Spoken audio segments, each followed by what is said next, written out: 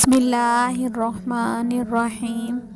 اسلامی سوال ہے، حضرت آدم علیہ السلام نے اپنی زندگی کے 40 سال کس کو دیے تھے؟ جواب ہے حضرت داؤد علیہ السلام کو۔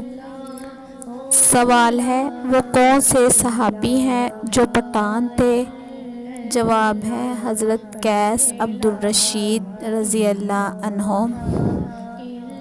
سوال ہے، قیامت کے دن لوگ قبروں سے نکل کر کتنے عرصے کھڑے رہیں گے؟ جواب ہے 40 سال۔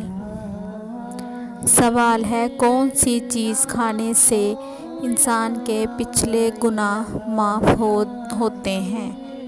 جواب ہے حلال کا لقمہ۔ سوال ہے، قرآن مجید میں کس عمل کو قتل سے زیادہ بدتر کہا گیا ہے؟